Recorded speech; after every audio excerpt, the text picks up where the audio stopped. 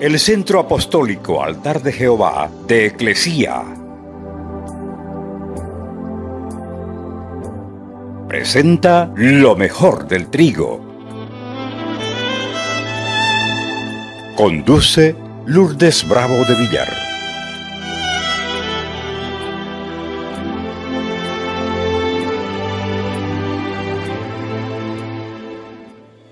Vamos a ir al libro de Génesis, capítulo 3, verso 14.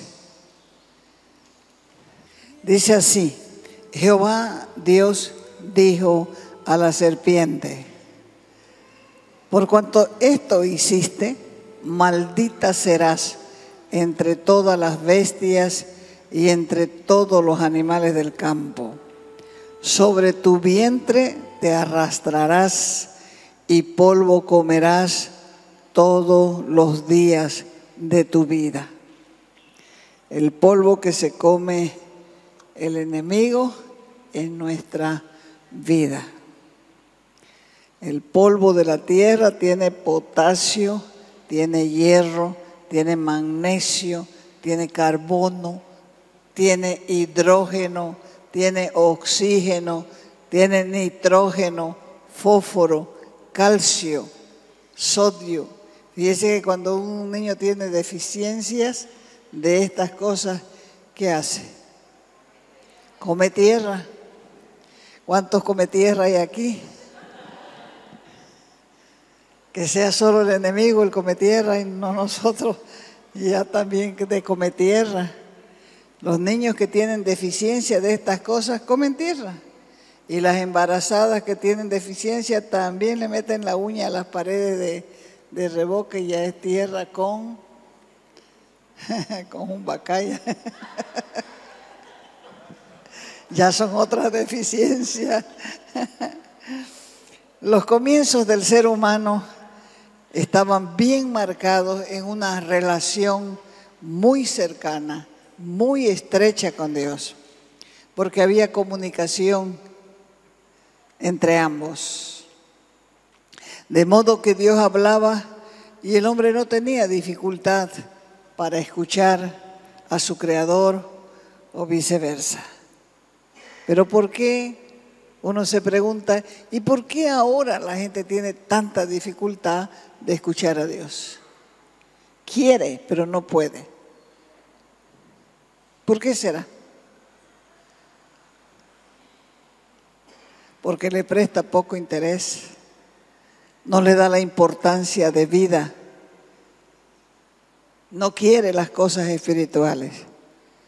Quieren como el pueblo de Israel que decía que hable Dios con Moisés y Moisés nos transmita lo que dice el Señor. Y ya cuando uno les transmite lo que dice el Señor, se enojan con uno. Se enojan con uno y se enojan con Dios y comienzan a hablar y hablar lo que no saben. ¿Qué fue lo que sucedió? ¿Cómo el hombre se alejó tanto de Dios? Cuando se conoce bien la naturaleza del hombre, se ve que nada en realidad colma su corazón, excepto Dios mismo, porque fue creado por Dios y para Dios. Es por eso que el hombre necesita a Dios, y solo por gracia y por fe el hombre lo descubre, lo reconoce, lo abraza. Y entonces comienza de nuevo a vivir en una comunión con Él.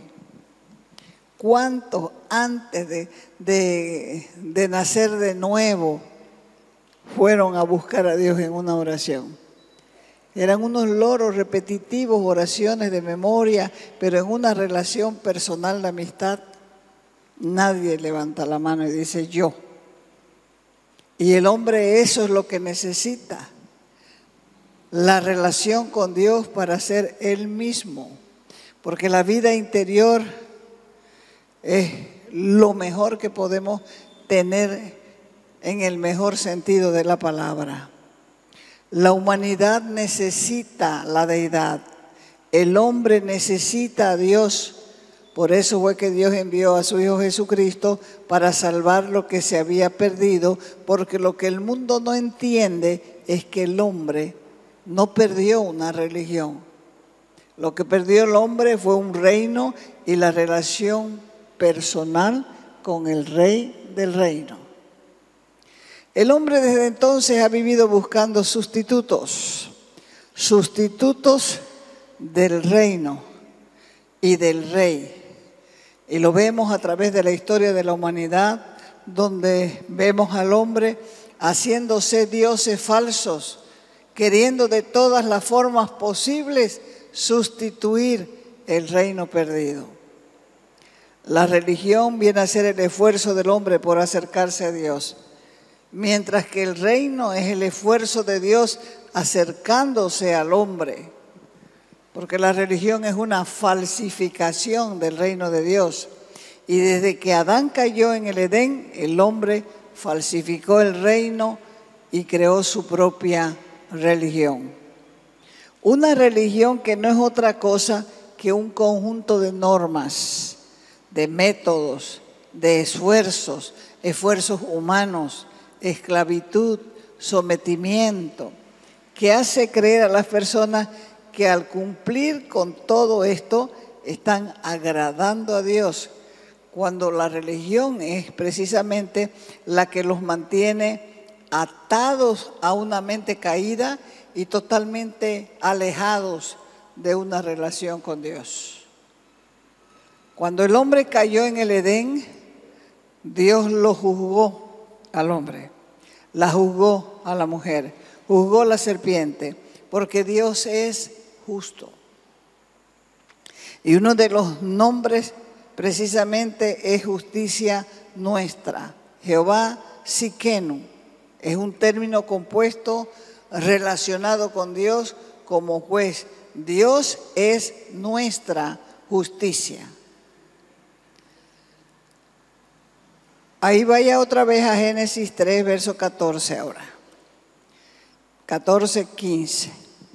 Y Jehová Dios dijo a la serpiente: por cuanto esto hiciste, maldita serás entre todas las bestias, entre todos los animales del campo, sobre tu pecho andarás y polvo comerás todos los días de tu vida.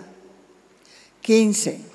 Pondré enemistad, hostilidad, odio, aborrecimiento entre ti y la mujer, y entre tu simiente, entre tu semilla y la semilla suya.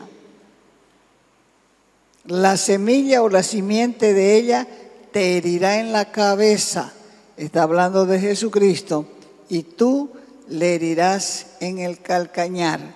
El calcañar es la parte del talón. Entonces, el resultado inmediato de la desobediencia fue la muerte espiritual. El cuerpo humano de Adán no murió instantáneamente. Vivió, dice la Escritura, 930 años, pero espiritualmente ese mismo momento que Dios dio la maldición, él murió. Pero ¿qué es la muerte espiritual? La muerte espiritual es la separación del espíritu del hombre del espíritu de Dios. Eso es lo que le pasó a Adán y a Eva cuando pecaron contra Dios. Sus espíritus fueron separados del espíritu de Dios y entonces ellos murieron espiritualmente. Lo primero que notaron Adán y Eva después de haber pecado fue que estaban desnudos. La Escritura dice, y conocieron que estaban desnudos, entonces cosieron hojas de higuera y se hicieron delantales. ¿Por qué Adán y Eva antes de pecar no necesitaban ropa?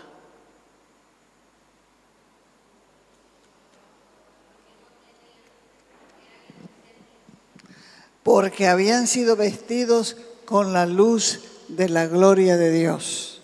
Y cuando el pecado entró a sus vidas, quedaron separados de Dios y de su gloria. O sea que la gloria de Dios los dejó. Ahora ellos podían mirarse y ver su desnudez, porque ellos se habían convertido ¿en qué? En pecadores. Ellos se habían convertido en pecadores. Aquel mismo día que ellos pecaron, llegó Dios al atardecer en busca de Adán. Pero ellos ya no querían verlo. Le pasa exactamente como le pasa a cualquier creyente. El creyente que peca comienza a huirle a uno. La diferencia es que no entiende que uno no es Dios. Comienza a huir, pero huye ¿por qué? Porque sabe que ha roto la comunión con Dios.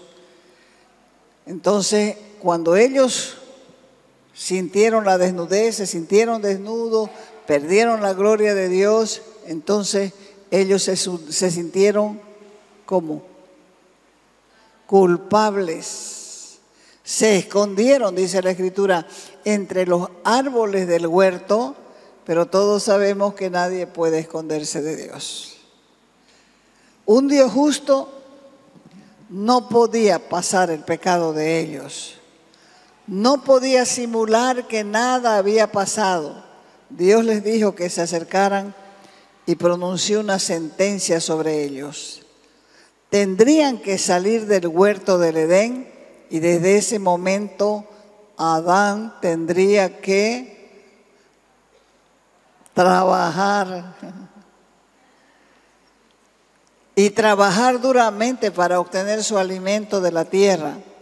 Y Eva tendría que estar sujeta a su esposo.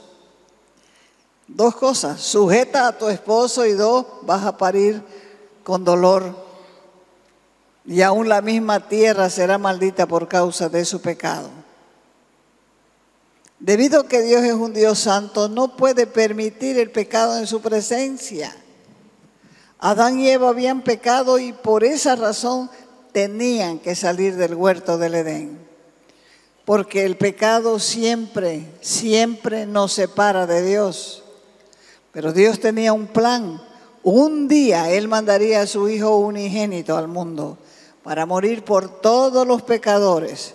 Y por su muerte en la cruz, el Señor Jesucristo haría posible que el hombre fuera perdonado de su pecado y volviera a tener comunión con Dios.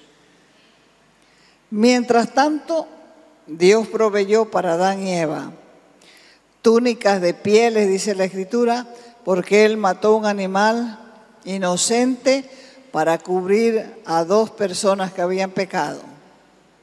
Al matar animales inocentes para hacer túnicas de pieles, Adán y Eva, Él enseñó que sin derramamiento de sangre no hay perdón de pecados. Hebreos 9:22.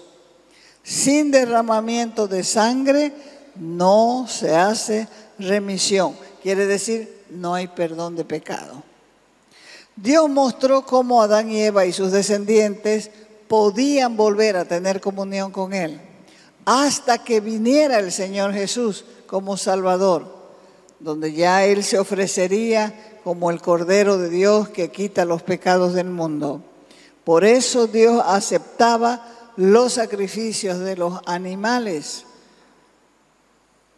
porque mostraban con sus sacrificios que ellos esperaban por fe la venida del Señor Jesucristo.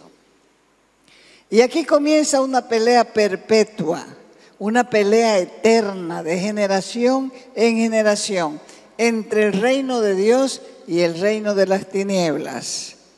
La serpiente había presumido ser muy sabia, pero de ahí en adelante tendría que arrastrarse, gatear para siempre como símbolo de humillación.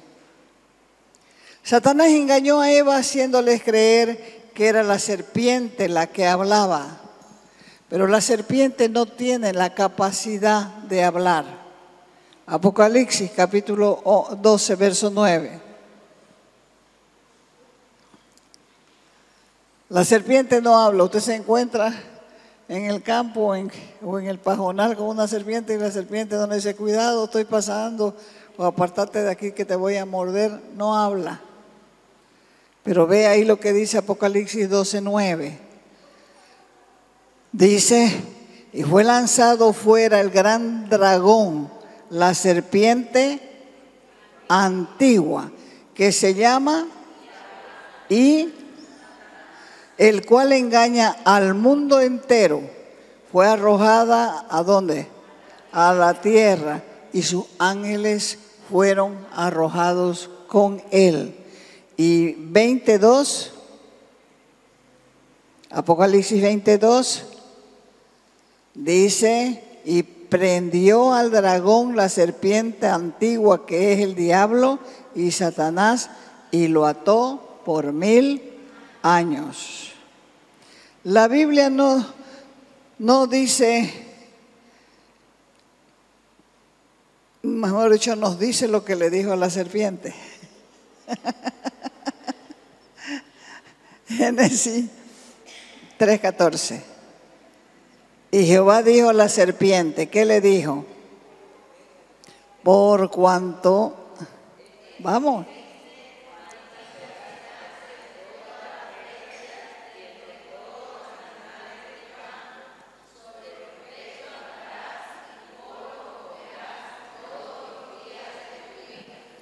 ¿Por qué tenemos que leer la Escritura? ¿Sabe por qué? Porque cuando leemos la Escritura nosotros recordamos. Y cuando nosotros recordamos, nosotros aprendemos. Y cuando nosotros aprendemos, entonces sabemos contra quién estamos peleando. La serpiente fue maldecida para arrastrarse sobre su pecho y comer el polvo de la tierra para siempre. También es una forma de indicar que la serpiente sería despreciada por siempre y la mirarían como una criatura abominable y rechazada. ¿Por qué Dios maldijo a la serpiente cuando sabía que realmente era Satanás quien había conducido a Adán y Eva al pecado? Piense un ratito. Les pregunto de nuevo, ¿por qué Dios maldijo a la serpiente cuando sabía que realmente era Satanás quien había conducido a Adán y Eva al pecado?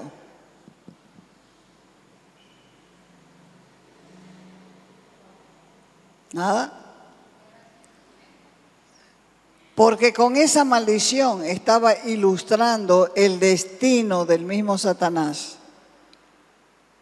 Su castigo fue enemistad permanente con la simiente de la mujer. ¿Por qué sufre la mujer? ¿Por qué tiene que estar sujeta, quieras o no? ¿Por qué tiene sus hijos con dolor? ¿Por qué los embarazos son fregados?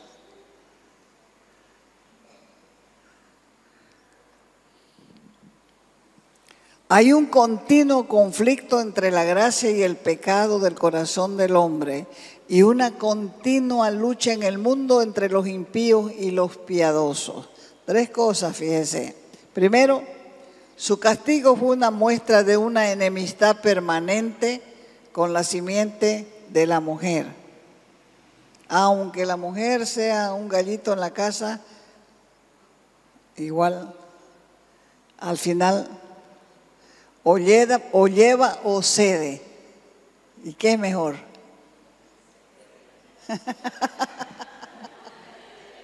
¿Qué es mejor? Ceder, ¿no es cierto? Mejor es ceder. 2. Y va a haber un conflicto entre la gracia y el pecado en el corazón del hombre, y sí que lo hay. Y 3, hay una continua lucha en el mundo entre los impíos y los piadosos. Y le dijo el Señor, polvo comerás todos los días de tu vida. Como vimos al principio, el hombre en esencia es polvo. Y aquí hay una conexión con lo que Satanás come. O sea que mientras él viva, se va a alimentar de la naturaleza carnal del hombre, que son las áreas que nosotros rehusamos entregarle a Dios. la fuente inmediata de muchos de nuestros problemas y opresiones, aunque se las achaquemos a los demonios, vienen de nuestra naturaleza carnal.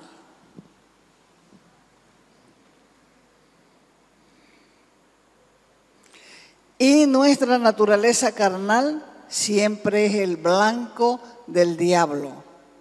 Y a través de la carne el enemigo actúa y mina nuestras oraciones y nuestro caminar cristiano. El pecado en cualquier forma es el resultado de nuestra naturaleza pecaminosa, porque el sacrificio de Cristo fue único y perfecto. Esa su gracia nos capacita para ver con honestidad nuestro ser interior. Él nos amó cuando estábamos muertos en nuestros delitos y en nuestros pecados.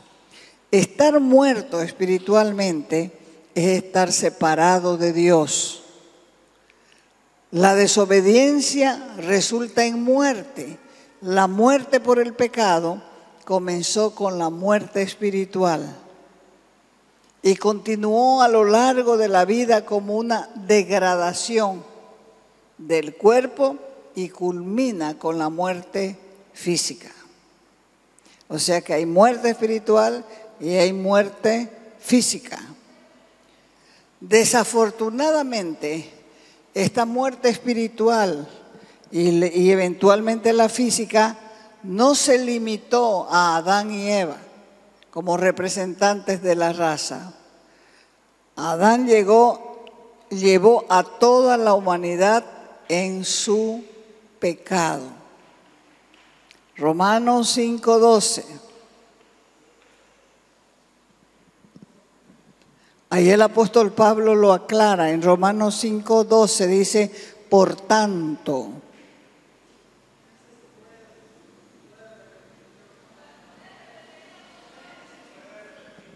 Esa parte ultimita. A ver, nos iremos más atrás.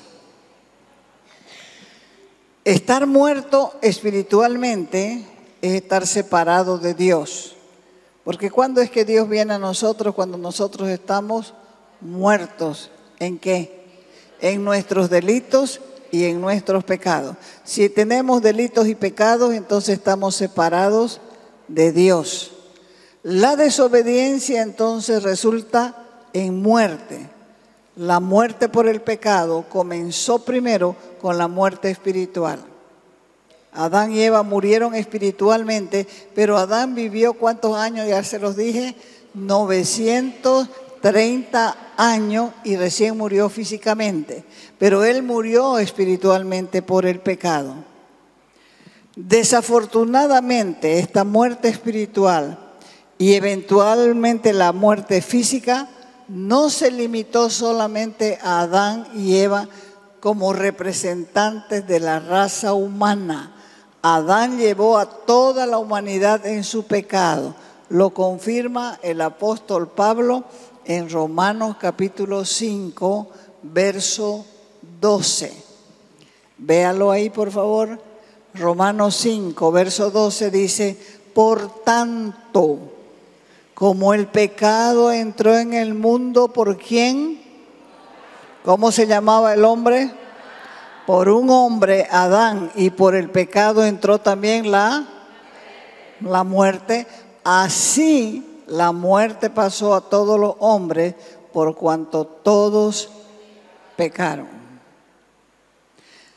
Fue de esa manera que el pecado y la muerte entraron en el mundo y se extendieron a todos los hombres a través del pecado de Adán.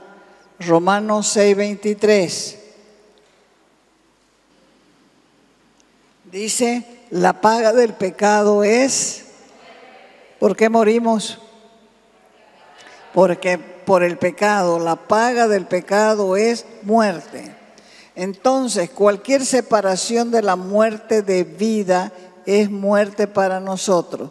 No es solamente el pecado heredado que provoca la muerte espiritual.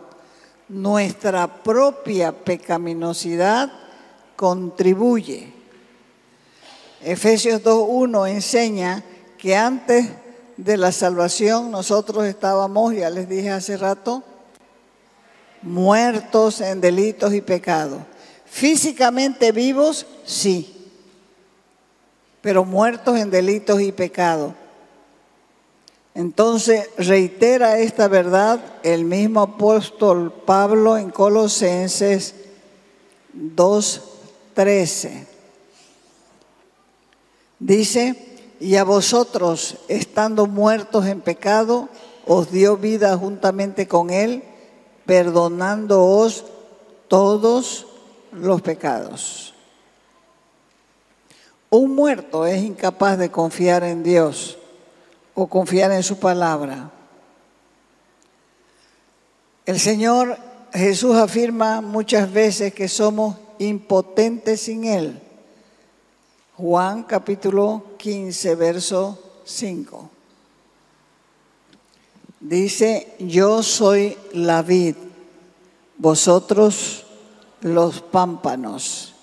El que permanece en mí y yo en él, éste lleva mucho fruto, porque separados de mí nada podéis hacer. Y tampoco podemos ir a él si el Padre no nos lleva. Juan 6:44. Mire, todas las cosas las hace Dios mismo. Separados de él, nada podemos hacer. Nada, nada. Ahora mire lo que dice Juan 6:44. Ninguno puede venir a mí si el Padre que me envió no le trajere. Y yo, dice él, le resucitaré en el día postrero. Entonces, más claro agua, sin él nada podemos hacer. Ni siquiera buscar a Dios, porque el que nos lleva a buscar al Salvador, ¿quién es? El Padre. Entonces, el pecado conduce a la muerte. Y la única manera de escapar de esa muerte es venir a Jesús mediante la fe, atraído por el Espíritu Santo de Dios. Porque la fe en Cristo conduce a la vida espiritual y en última instancia conduce a la vida eterna. Los cimientos de una vida victoriosa en el Señor son los cimientos de la humildad. Nos cuesta entender esto y hasta tenemos la tendencia de enojarnos con el Señor, enojarnos con la iglesia, enojarnos con su palabra. ¿Por qué? Porque nosotros mismos nos estimamos demasiado.